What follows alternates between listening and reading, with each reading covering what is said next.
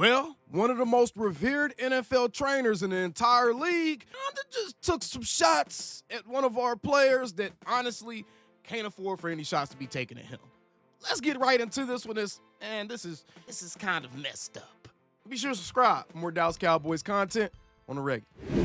Duke Manyweather, a much revered NFL offensive line trainer. I want to get into this first. A much revered NFL offensive line trainer.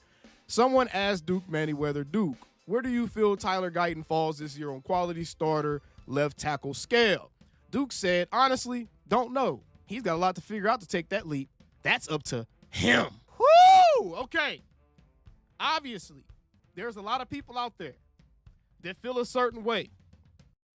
There's a lot of people out there that feel a certain way about Tyler Guyton, I should say. There's a lot of people feel a certain way about Tyler Guyton and the way he played in his rookie season, obviously with a bunch of penalties. And he just did not look like he was a starting level NFL left tackle just yet. Now, I will say this, he had a decent start to the season, and he had a murderous row of opponents to face, man. Do y'all realize that Tyler Guyton literally had to face, I think all 5 of the NFL top 5 pass rushers this last season?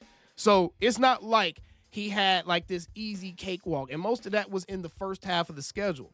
Now, with that murderous row first half of the schedule, he did sustain some nagging injuries that he was having to battle through in the second half of the season. And no, they weren't necessarily injuries that would keep somebody from playing, but they were injuries that kept him from practicing. And when you can't practice and you're a rookie and you're already struggling and you're already maybe not getting coached by the best possible coach, and your health is already a little naggy, and then your confidence is already a little jacked up, it's going to look bad. And I think we seen a amalgamation of all those things formed into one within Tyler Guyton by the end of the season. And what we saw was a guy that had broken his confidence because he was getting pulled on and off the field. You never usually see tackles and offensive linemen getting rotated on and off the field, different series and stuff. You never usually see that. His confidence was broken. His body was a little bit broken. And quite frankly, the coaching might have been broken. The team was broken because it was clear there was no team unity. And think about this. This is something that no one really thought about.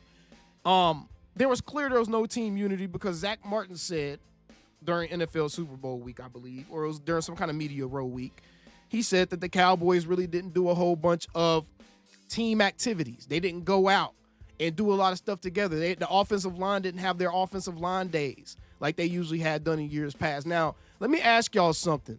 An NFL rookie going from one side to the other that he played in college, he's going into a team that a lot of people feel like they had let's be nice, a below average coaching staff. In particular, the offensive line coach may have been below average in a lot of people's eyes, including mine, for damn sure. For damn sure mine. Mike Solari, bro. No. Everybody you touched went backwards. So it's clearly you. And he's not getting any real off the field time, any extra investment from the rest of the offensive line in one of the most interconnected groups on the field. He's not getting any extra investment. What is he supposed to do? Are we supposed to see him just magically become this Pro Bowl level left tackle? It just doesn't happen. Cowboys fans have been spoiled.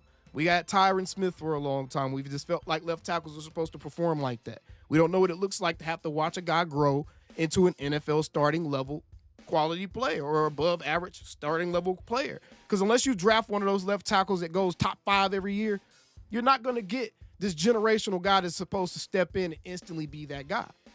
There was only really 2 or 3 rookie offensive linemen last year that really performed at an above average level. It just doesn't happen. And in this particular draft, this isn't the one to do. But we'll get into that in just a second. Now, what's interesting about Duke Manyweather and the way he approached this with Tyler Guyton is the fact that just last season, beginning of last season, by the way, he said, and this is just, remember, y'all, this is in August.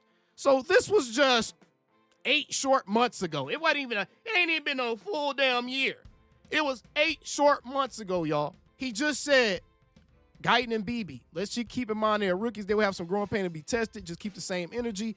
They are going to be really good. This is what he sold to us, and then put a download and subscribe offensive line masterminds deal right there, right below the post, where he didn't do that on this post. I didn't see him do that on this post. So what's the deal with this? What's the deal with this? You're not trying to promote your app on this post, but you did on this one. Come on, man. But the point being, the tone completely changed. Now, I don't know why the tone changed.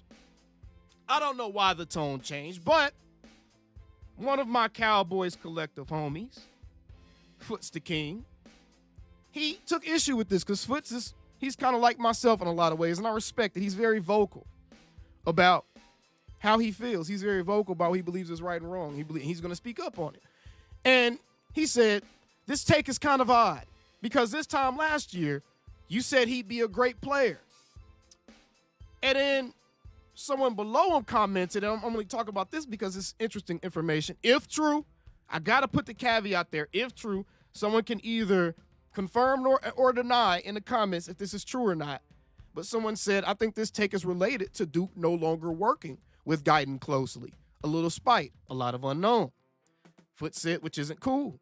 Regardless if you're training a guy or not, no need to salt a player. The him felt like salt, but I could be wrong. And it did kind of feel like salt. It felt like he was pretty much like, oh, nobody else can help him. It's going to be on him. Like he's pointing out something that's wrong within Tyler Guyton on a personal level. Now, if it's true, it's going to play itself out. You'll see it over the course of his career, depending on how his career pans out. You will see if there was something wrong with his mentality or his mental or how he approaches things. But as someone that trains this guy, whether you're still actively training him or not, as someone that's worked with this dude, and not only has worked with this dude, but has used this young man to promote your website on your front splash page, using his name because he's of Dallas. He's of Dallas. You know what I'm saying? Tyler Guyton and Terrence Steele of Dallas. You know what I'm saying? Join Duke because he breaks down the intricate details that go into preparing for an NFL game with Tyler Guyton and Terrence Steele of Dallas.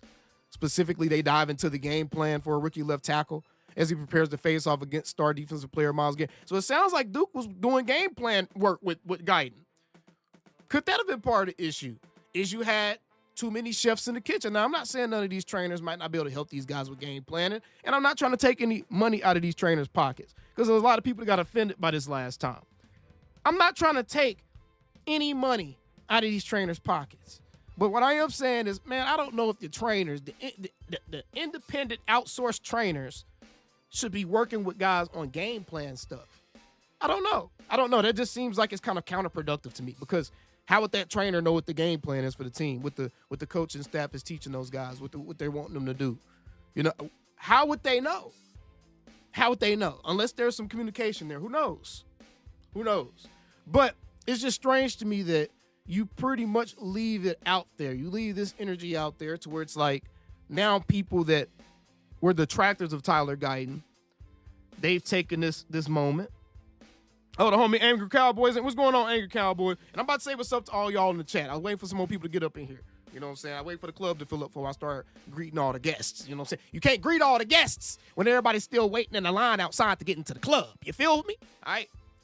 But it's just strange to me that you were working with the guy and you're using him on advertising stuff and, you know, you promoted him when you were saying good things about him, but you kept your app to yourself. I mean, are you not working with him anymore? What's the deal?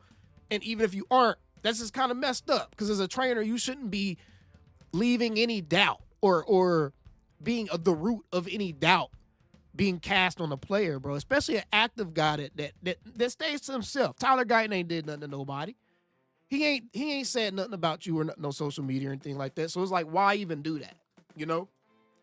So that's the question I would have to ask without, you know, hurling any insults or anything like that at Duke. Because, again, Duke is well respected, but, man, that's just in bad taste, man. Y'all know I call it a buck. Y'all know I keep it real, and I call it, you know, I'm going to keep it a buck with y'all, bro. And we're going to keep it a buck about everything. Everything.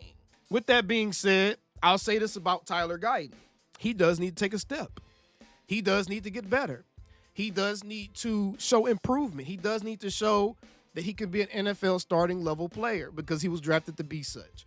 And you're going into year 2, and you usually don't get all 4 years to show that you can be a starter when you were drafted around 1. So, to me, this is a make or break season for Tyler Guyton. I think that this is his chance. I've been saying from the beginning, this is a growth and evaluation season, a development evaluation season. And I think that Tyler Guyton is going to be one of the main people that the Cowboys are trying to develop and evaluate. And I think that if he doesn't show any signs of progression, or if he doesn't show enough progression, by the time the season gets kicked off, I think he could be in jeopardy. I really do. And I think that he could be someone that maybe in next year's draft, if they have a mid-round pick, they may draft the offensive lineman. But not this year.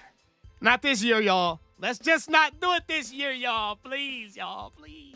Calling me, texting me, paging me, asking me, am I still them boys? Y'all usually check on me. Listen.